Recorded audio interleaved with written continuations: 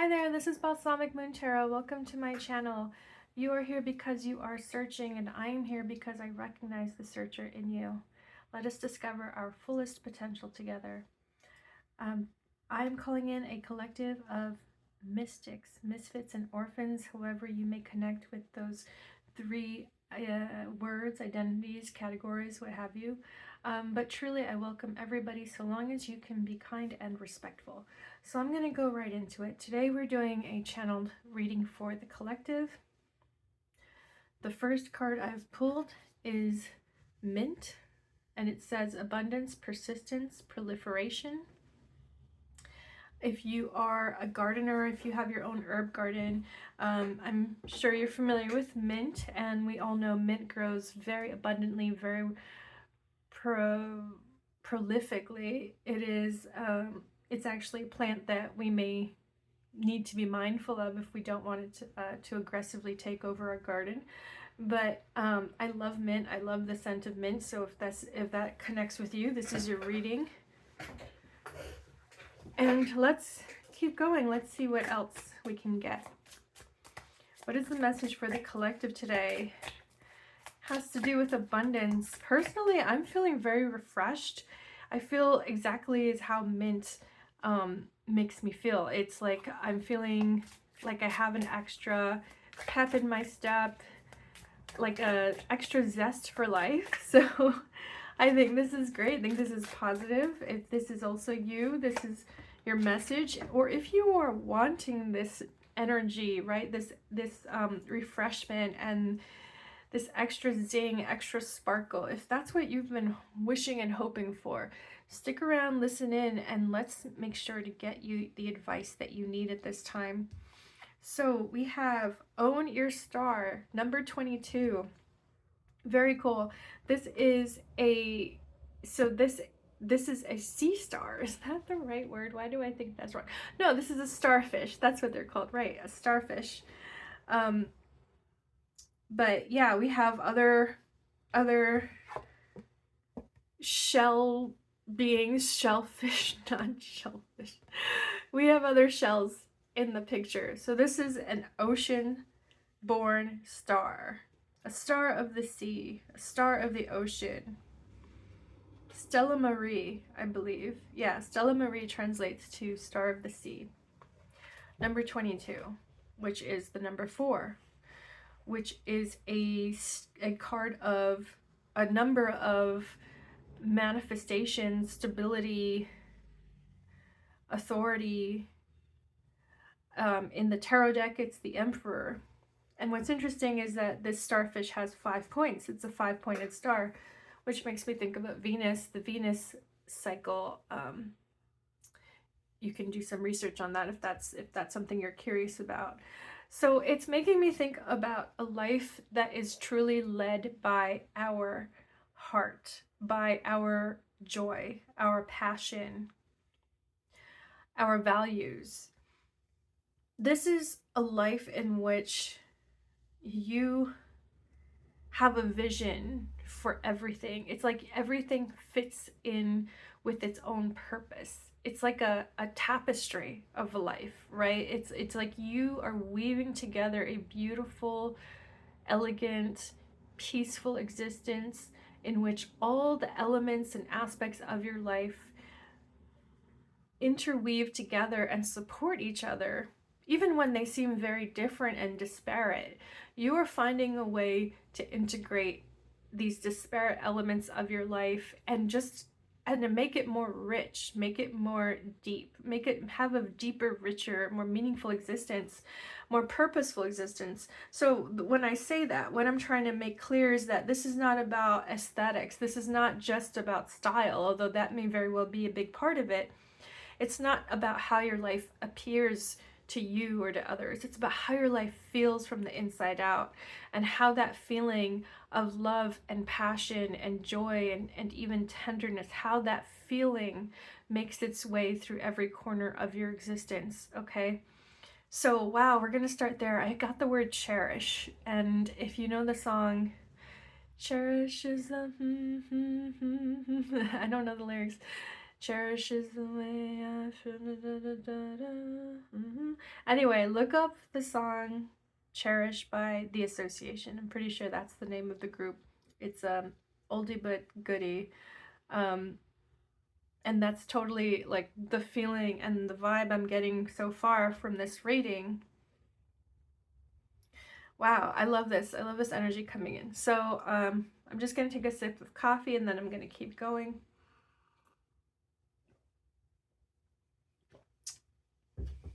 And you know how if you've been to my channel before, you know how I am. There's no specific spread. I grab whatever deck up is calling to me, oracle decks, tarot decks, and I just let the reading take over. I just let the channeled message take over. So we've got an interesting way of picking a card from this deck today. We've got this one. Wow, we have the Castle. Beautiful. I love that.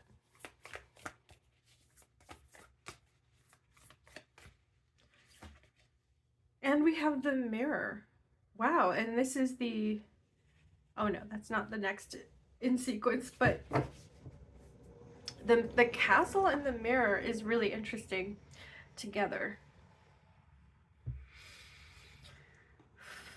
It's also interesting that in the Castle, we do have what looks to me like an eye, but it's a closed eye, which talks about going within. We even have the pearls in the shape of a square, you know, which again goes back to the number, the 4, you know, the 4 sides, right? The number 4, number 22. It's also interesting because it makes me think about how pearls come from oysters, right? Pearls are waterborne, but they're solid, okay? Same with this idea of this star. This is a star that is a solid structure, waterborne as well. It's like it comes from the void, it comes from the cosmos, the mystery, but it has a structure. It's like you know, it's about manifesting something deeply, deeply, deeply beloved and inspired and precious and cherished. Okay, so I'm getting that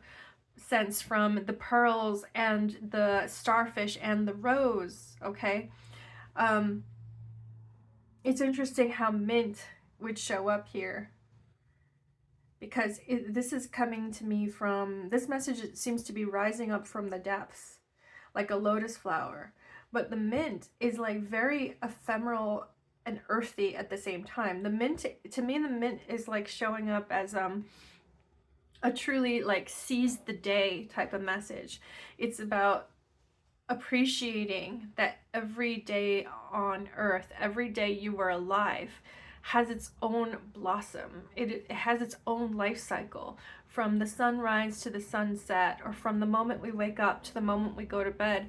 This is like just one day that will never, ever, ever be repeated again or lived again or experienced again. And so there's an interesting spiritual message here about honoring and appreciating and loving each day for being that, for being something both temporary and miraculous.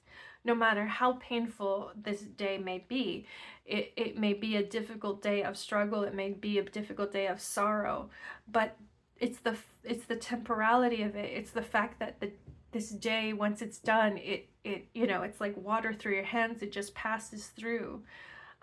We can't hold on to it, right? We can't hold on. We can't expect to live the rest of our life holding water in our hands. So it's like the water flowing through our lives is existence itself, right? It's the daily existence itself. It's water flowing through our lives. And so that makes me think about, you know, the cup and the grail, and being a receptacle for water that of life, right? For being, that's the eternal fountain of youth, right? It's actually being able to flow with life. It's being able to let life flow through you, being able to experience life without being worn down by it. Okay, that's the eternal fountain of youth. It's having this receptivity to the ebbs and flows of life, even when it's scary, even when it's chaotic and uncertain, right? There's so much uncertainty in that. But when you embrace it and you accept that you are part of this flow, then you have an appreciation for the miracle of you. Just like every day is never lived again, you on earth will never be lived again. You on earth will never be experienced again. And that's interesting because it connects me now to the mirror. This reflection of seeing ourselves in others, seeing the spark of our consciousness in others, in the world, seeing that spark of consciousness reflected everywhere, and also having this sense of awe and amazement that one tiny little spark of consciousness can create so much light and life and beauty in the world. So that's how I'm connecting to this card, the mirror. I have not ever encountered this card before, so I actually have not familiarized myself with the author's guidance, but I'm gonna go with this for now, and maybe at some point in the reading I will pull up the guidebook. But we have the mirror and we have the castle here. So it's also giving me this sense of the funhouse mirror. It's giving me the sense of like going into a castle that is very mysterious, and there's like dark hallways and, you know, turns and nooks and crannies that are, you know, dim and not well lit. You know what I'm getting at. It's almost like a haunted castle vibe I'm getting here. But it's just because of the funhouse mirror idea. It's the idea that like surface appearance is just that. It's just the surface. It's illusion, right? So there is also here an element of illusion and I think disillusion. Okay, so maybe you're grappling with something here about that. You know, maybe you're grappling with even an identity crisis of figuring out, you know, who is the real me if I am all these different things, or I get reflected in all these different ways. I'm getting the sense of somebody who has a number of different types of relationships with people. You're very multifaceted and you relate to others in very different types of ways. And maybe you're feeling right now like, who am I really? Because in this one aspect of my life, I am XYZ. And then in this other aspect of my life, I am, you know, totally different things. So let's keep going. Let's see what the message is for you. So far, I'm not getting a specific theme. I'm getting more of like, just like a prerogative or perspective. So I'm going to ask specifically, what is the advice? What is this new prerogative or this new perspective leading to, and what is the advice for you? We have the Knight of Swords. And I'm not sure that you could see that very well there. So what I'm going to do is just nudge this up. Oh, excuse me.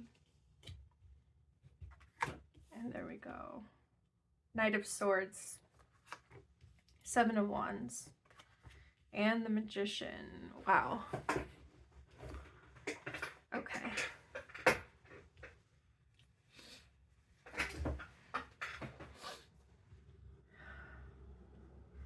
Yeah, this is there's a determination here to speak your life into existence. I think for some of you, you've incorporated mantras into your routine or into your spiritual practice. A mantra can be very powerful.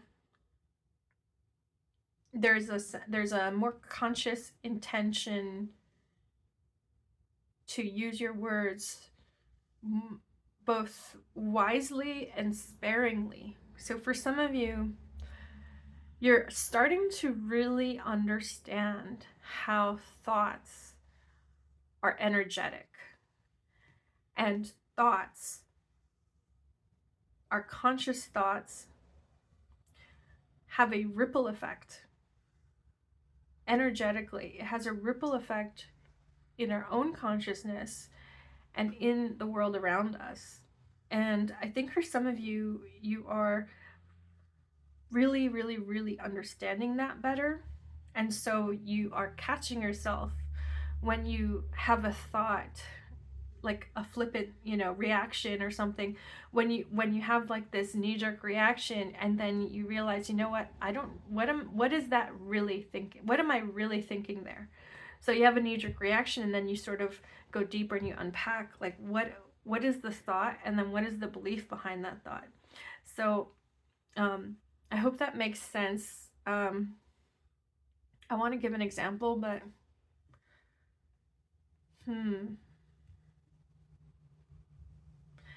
here's an example that just came to mind. Like, maybe you're in the workplace and somebody says something, like a colleague or an authority figure. Maybe they say something that sounds quite disparaging to you, or like maybe it's something you've heard a lot and it just triggers you. It's just their words, like, just have an immediate effect on you, and you get this knee-jerk reaction.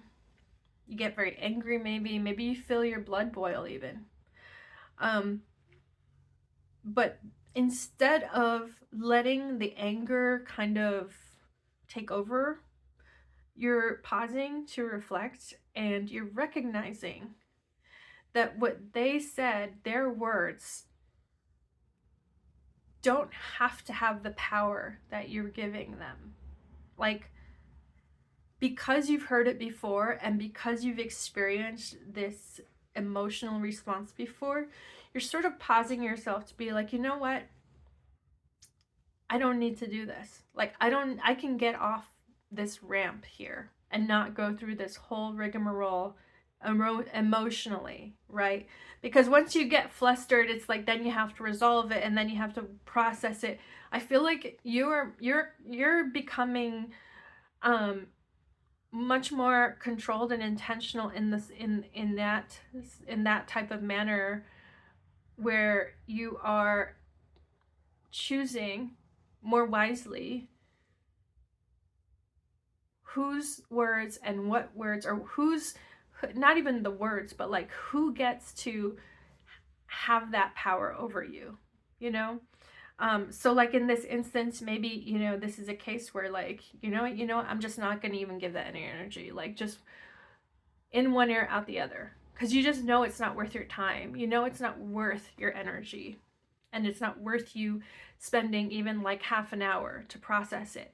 It's like, been there, done that.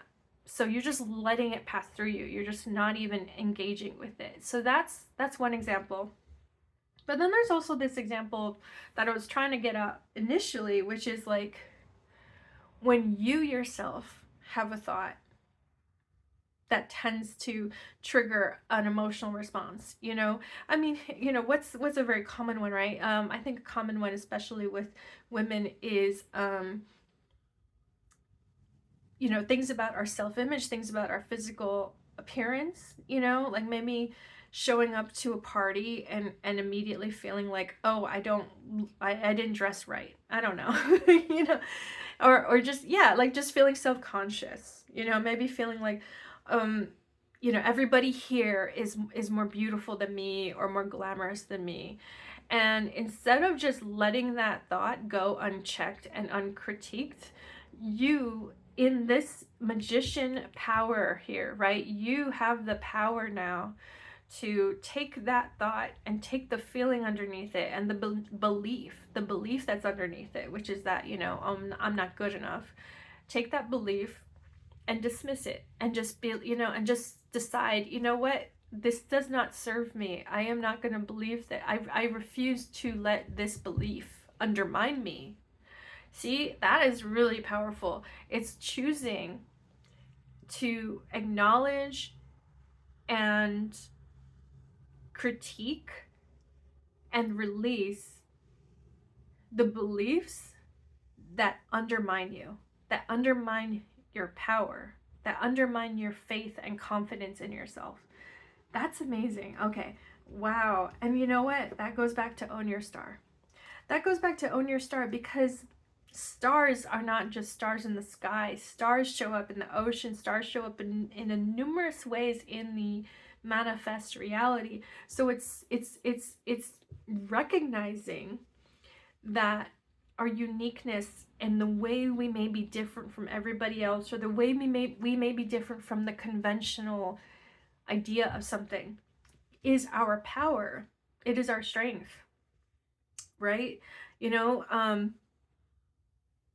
so that's beautiful too. And I think when I look at this castle now and I see this beautiful rose blossoming, and then the pearls, it's like pearls before swine. It's the recognition that time is so precious, that the time you give with your, like the time you spend attending to certain things over others is precious, and you can control that. So pearls before swine is that saying, right? Where like some people will just never really know or appreciate your worth. Some people will just never get it. They just don't get it. They never will. Or I mean, maybe they will. But it's not your problem, right? It's not your problem to try to explain yourself or try to stand up for yourself to the people and the entities that have already made up their mind, that are not receptive to you. So that's a very powerful lesson, right? When we and here's the mirror again. It's about, you know, that receptivity. Can we connect to another person? Do they see me, or do they project onto me? So there's this power of recognizing that when someone else is projecting, when they're seeing, you know, when they're not seeing your inner beauty or your divinity, your inner divinity, right? When they're not seeing your divine consciousness, and they're just seeing some, you know, projection from their own darkness or their own limited beliefs. There's a beautiful message here of, you can recognize that mechanism, or that projection. You can recognize it, even if they don't recognize it. You can recognize it, and you can remove yourself from the equation. You can recognize, this person is not seeing me, therefore I don't have to give them that time and that attention or that concern. You know, it's like, it's also about values. What do we value in our lives, and how do we live up to those values? We do this by making choices. We do this by choosing who we engage with, how we engage with them. Sometimes we don't have a choice in these matters. You know, if you have to go to work and you have a customer, sometimes you have to deal with a customer in a way that will keep your job, right? Prevent you from getting fired. You know, that's just one example. And I'm not saying that's great, or, you know, I'm not trying to say like, you know, whoop-de-doo, that's life. You know, that's a crappy situation to have to deal with a customer that may be like just a crappy customer. But, you know, it's like, I know you're sophisticated enough to like get what I'm trying to say here, that whenever we do have that power of choice, whenever we can assert ourselves, we, you know, this is the power to do. This is how we do that, by aligning with our values. But, you know, when we feel like we're powerless, we still have choice in that, right? When especially, that's actually a very important thing to take notice of, is when do you feel powerless? What is the scenario? Is there a pattern here? Is it always at work? Is it always with a certain family member? Is it always with a certain friend? Is it always on your commute, right? Like, this is a chance to also investigate, when do I feel powerless? When do I feel frustrated or angry or sorrowful because I feel like I don't have agency? Now is a very powerful time to investigate that, and investigate if there is, if that is truly the case, if there's any wiggle room for you to actually assert yourself, to to lay down a boundary, to define a boundary. That may even be a boundary within your mental space. It may not be a boundary in a relationship. It may not be a boundary in the outer world. It could even just be the mental boundary of, you know what? I have to deal with this commute every day. I cannot control this commute. I'm going to make a mental boundary where I'm just not going to get upset about every freaking thing that happens that goes wrong.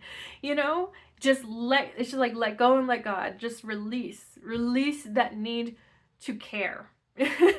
So that's one example. I hope you can take this example and extrapolate the general message there, though, right? This is this mint energy, this refreshing energy. This is re-energizing you to use to it's like re-energizing you to be more wise and intentional and productive. I don't know if that's the right word, but it's like I feel like we're all recognizing that we have our unique capacities. You know, it's like recognizing actually the spoons idea is a very good one. If you are familiar with the way of talking about spoons, like spoons of energy that we have. This is I believe this was an idea that started within like the disabled community, or like thinking about, you know, ableism and how each one of us is different. Like there are people who can have a disability that is invisible, and that doesn't take away from the fact that they have, like, that doesn't mean they should be, you know, respected less or not accommodated because their disability is not visible. So someone with like an autoimmune disease may not have a visible disability, but it, you know, by recognizing that energy levels, people have varying levels of energy, people have varying levels of health or you know, abilities to do to take on like the daily activities of life. Like if we think about those spoons and how many spoons we have left to give, it's like how many F's we have left to give too, is another way of seeing that. But you know, what I'm getting at is that our capacities are all different. Our capacities are unique. You know, I may have a higher capacity for one thing, and you may have a higher capacity than me for another thing. You know, and I see this in my personal life all the time. Like I may have a higher tolerance for people who are very like kind of rude and dismissive, but I have a lower tolerance for some other thing. You know, like it could be different things. I'm just trying to get at the fact that you knowing your own capacities and understanding that better gives you the power to assert yourself. It gives you the power to honor your limits. And so the mint, we feel more refreshed, we feel more energized when we honor those limits. So each day we can wake up truly renewed and restored and rested, right? It's like we don't wait for the holiday season to reset and to feel refreshed. We don't wait for the new year. We don't wait for spring or summer or whatever the season is. You know, some people like fall is when they just feel re-energized and they're like, yes, I could do things again. We don't have to wait 3 months to feel that way. We can actually build that into our daily existence if we just honor our limitations, if we just respect those boundaries of our physical, our emotional, our mental, and our energetic selves. So yeah, that is one message here. I think that is the main message, honestly. So let me go ahead and pull a couple more cards. I barely got into tarot, but I don't know, I'm feeling all these oracle cards. Oh wow, unknown gift. And we have a songbird here. Beautiful. Beautiful card. I love that. I'm going to put you right here. Unknown gift. Which also tracks with the Magician.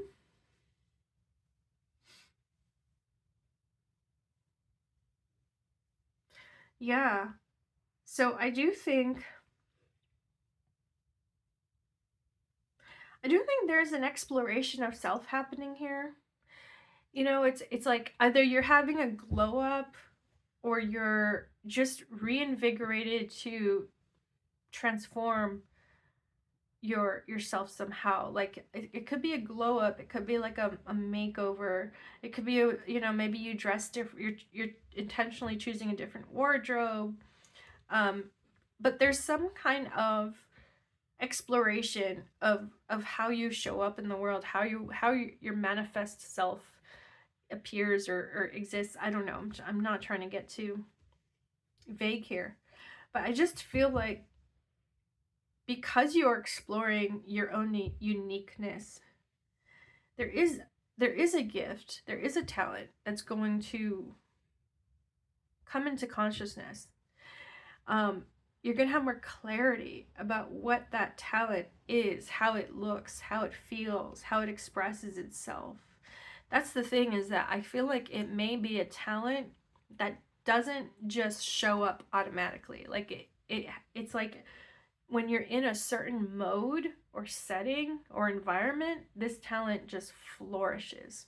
So that's very interesting. And that makes me think of the castle as well, because it makes me think of having a supportive setting that really nurtures your full blossoming, your full potential. Maybe for some of you, you are exploring the idea of taking a class or going back to school or just doing some kind of study. It could even be like craft, hands-on learning, but there is some kind of environment that will give you the chance to get like constructive feedback, like who am I, or what is this gift about? What is this talent? How does this show up? It's like you're going to get more specific constructive feedback. And that's also what the mirror is about here. You're going to have others reflect back to you something that you've been wondering in yourself. And that's really powerful. It's powerful to to have the support of others who want to reflect your light back to you. It may be an audience, it may be, again, a class setting, or it may be even like a partnership. It may be like a collaboration or some kind of partnership where, that other person is telling you how they see you, and it's very helpful for you. And I'm seeing this other person as being someone very like fair and supportive, and like someone who has a very valid viewpoint, not somebody who's just projecting like their own insecurities, but someone who actually has that ability to give you that valid constructive feedback. Okay, so it could be a teacher, it could be a collaborator, it could be a partner or a therapist, or something like that. So let's keep going. I'm gonna take these tarot cards now, and I'm gonna wrap this up with some advice. I mean, I think I gave a few pieces of advice, but let's ask your guides. Ooh, my ear is itchy. That's a sign for me that there is like a message. So yeah, there's a very important message coming through. Let's go ahead and ask, what is the most important message? What is the big message to take away from this reading for this collective? Oh. Okay, we have the Knight of Rods, also known as the Knight of Wands. And we have the Seven of Cups, which shows there's a hand holding a wand here, or I guess a wand or a flower, but I always see it as a microphone. So I think that's also really interesting. And then the Knight of Wands is holding, they're holding this baton, this wand, this, the wand. This is the flame of consciousness. This is passion. This is, the spark, the curiosity, the interest, the zest, the excitement. So, I don't want to cover that beautiful songbird. I'm going to put this right here. Advice. Knight of Wands with Seven of Cups. Wow. So for advice, this is definitely encouraging you to take life by the horns. To run into life like head first. Like, don't hold back. And I feel like it's a specific scenario it's trying to portray here. With the Seven of Cups, this can mean our creative process. It can mean also our talents, you know, all the different options available to us for self-expression, for artistic expression, creativity. So I feel like there is an aspect of your life where you have more expressiveness than usual, and you have like a certain flair, personal flair that shows up. So this is the advice to really embrace that scenario. It's like I'm seeing you being the life of the party too, so it's possible that you're there's an aspect of your life where you feel much more like a social butterfly. It's like you get so excited and inspired by the people who are also in this scenario. You know, maybe it's going to a music concert, maybe it's like going to an art class or some kind of class that deals with, you know, making things, or not, you know, it's just like there's like a social milieu or a social setting where I feel like you really sort of come to life, and your passions and your curiosities just like take over. So there's advice here to lean into that, to rush in. I mean, rush into that. Maybe it's not to rush into it, but lean into it. Sometimes the Seven of Cups can show us a bit of confusion, like the funhouse mirrors. It's like we can get overwhelmed with too many feelings, too many thoughts, too many ideas or scenarios or offerings. You know, the Seven of Cups can also be like different people, different situations offering you up all these things, and you're just like, oh, I don't know what to choose, I'm indecisive. So if you are indecisive about something these days, the Knight of Wands is telling you to check in with your heart, check in with your passion, you know, like, what is your gut telling you? What is exciting you? What is getting you to light? What lights up your eyes? That type of excitement is leading you to the right choice among this group of options. We have the Seven of Pentacles and we have the Six of Cups. Okay, so Seven of Pentacles, Six of Cups, and then we have the Mint card too there, right? And I don't want to lose sight of the fact that Mint is showing up with all that abundance. So we do feel like there is a scenario here. I think the scenario that's getting you excited, I think it also has this potential to bring more abundance into your life. Like, it can be a substantial source of income. It can be maybe even a career shift, a career change in your life. There's something in the future that will benefit from the risks you're taking in this way. You know, I feel like it's creative risks or it's social risks. It's some kind of risk that you're taking that you're excited by, and by doing so, you kind of put yourself on this pathway to even greater rewards and returns. The Six of Cups is interesting here because it, you know, it has this element of innocence and nostalgia. So for some of you, whatever this choice is in your life, or like this thing that is really exciting you, whatever this is, it either connects back to your childhood or it connects back to a childhood friend. I'm really getting a strong sense that there's a friendship or a relationship here that is a big part of this. So it could even be like someone from your past who you loved collaborating with, or, you know, they kind of bring out that zany side of you, that side of you that is like much more spontaneous and free-spirited. Okay, so it could be that. It could be like a friend who does that for you. I do want to clarify this though. So let's go ahead and get a couple cards to clarify. What is the Six of Cups about? We have the Knight of Pentacles. Okay.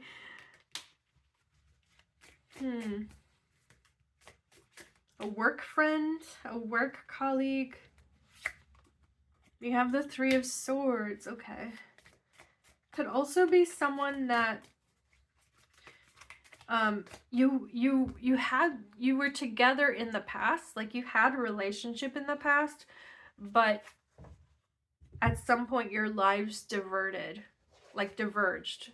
like they had to go one way and you had to go another way, and it was out of your control. So this could be you know, maybe like high school friends who ended up going to different colleges. Okay, that's one example. But there's numerous ways this can play out. I feel like this is someone from the past who you know, you both went your own separate ways, but you never really stopped thinking about them. Like they've always been very dear to you. And now you have a chance to kind of pick up that thread again. I'm not getting a strong sense it's romantic. It very well could be, but this could be a friendship. This could be anything. This could even be like an old teacher, you know, someone who like was a mentor in the past and now they're back in your life, you know. It really could play out in different ways. We have the Page of Swords here, which is interesting. So the Page of Swords, and then also this Knight of Swords. We have three knights on the table here.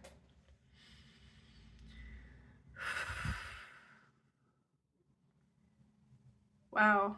Yeah. I think a couple of you actually have multiple suitors. You have multiple people interested in you. And I think maybe that Seven of Cups is showing up because it's like multiple options here and you're not sure what to choose, who to choose. So that could be like for somebody here. But that Page of Swords is showing me some kind of message or information that is like, it's actually very helpful for you. We have the Seven of Cups again. Yeah, that is affirming what I just said, that for some of you, it is a choice in relationships. It is a choice about who you want to be more intimate with or who you want to invest more of your time with. Wow, when we have the King of Cups. Okay, I'm actually getting a strong feeling of that being you.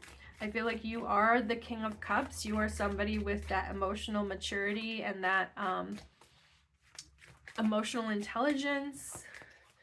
I think you have like a way of helping people feel support. Like I think you are very supportive of the people in your life, even though they may not immediately understand how. Like I feel like you're very underrated in a certain way. Okay. We have the Tower and we have the Two of Swords. Wow. Okay. So, this message is kind of going into something very specific here, so this may only apply to like one or two of you, but I want to give this some clarity here. So for some of you, you know, what you're going through right now in your life, the challenge does have to do more with relationships and like the values that you have and how those values intersect with your relationships with different people. So I do think for some of you, there is going to be a confrontation or some kind of something gets triggered here, whether it's like an event or an emotional outburst, but something is getting, it's almost like exploding into being. It's like pent up energy that is just released all of a sudden because it's been a long time coming. So it could be like maybe you are frustrated because someone else seems to be indecisive about you, like you feel like they're playing games or they're not like being very honest with you. You know, that's one example. It could even be somebody else being upset with you or like being confrontational with you because they feel like you are not being very honest with them or you're not like committing to them or making a decision to be with them. Okay, so yeah, this again, and this may only be for a couple of you. So I do think there is advice here to keep the options open. Okay, the Seven of Cups shows up twice, and the Magician is here. Okay, and all these other cards are here to show you that you have other options. You do not need to go down a path where you feel like your choices are limited, or where you feel like you are constrained to this kind of humdrum existence, okay? There is another option here where you can build the life and the relationship that fulfills you. And the way to determine the best option for you, or the way to guide yourself through something that can be very confusing or muddled, conflicting, the way to guide yourself through that is to follow that inner flame. Follow your passion, your curiosity. Follow your sense of adventure. Choose the scenarios where you feel like you can be spontaneous, where you can feel more alive. Because I do think there is a scenario here. There's a scenario here where you feel less alive and you feel less spontaneous. So, okay, I hope that makes sense. This is about navigating your way through that. Okay, I don't know. I don't know why I don't want to end this here. So I'm gonna pull just like one or two more. Let's pull a couple more oracle cards, and let's just give you a final message about this.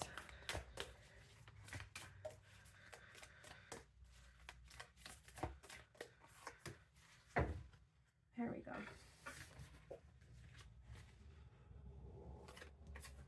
Wow. So we have betrayal and we have enlightenment. Okay. So I have a very loud, this is a message coming through loud and clear. The betrayal I'm seeing here has less to do with how someone outside yourself is betraying you. It has more to do with how you may be betraying yourself, okay? Enlightenment. This is the guiding force. Enlightenment. This is about the truth of who you are, the truth of your existence, and not being afraid of that truth. There's an unknown gift here, okay?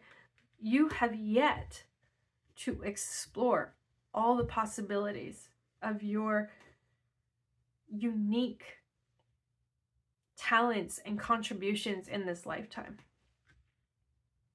So this is a message from your guides. Do not betray your heart. Do not betray your spirit. And with enlightenment, you have the support right now to see through that fog of confusion, to see through the veil that has been dimming your light, okay? You have this power now to see through it and to have that clarity about what is truly serving you and what is not, okay? The relationships and the scenarios in your life that are truly serving you, and the relationships and scenarios that are not serving you, not serving your highest good, not serving your higher self. So it may get bumpy. It may be a bumpy ride for sure, but it is worth it, okay? It is worth it. So with that, I send you so much love and light and encouragement. Have that courage, take heart. Have that courage to live a life that is heart-led, that is that is fulfilling to you at that soul level, at that heart level. And that is your message. Thank you so much for being here. I wish you the best of luck. If this resonated with you, I would so appreciate if you like, subscribe, share the message, and if you want to add a comment to this video, that would also help greatly. So thank you so much for being here. I hope to see you at another reading. Take care.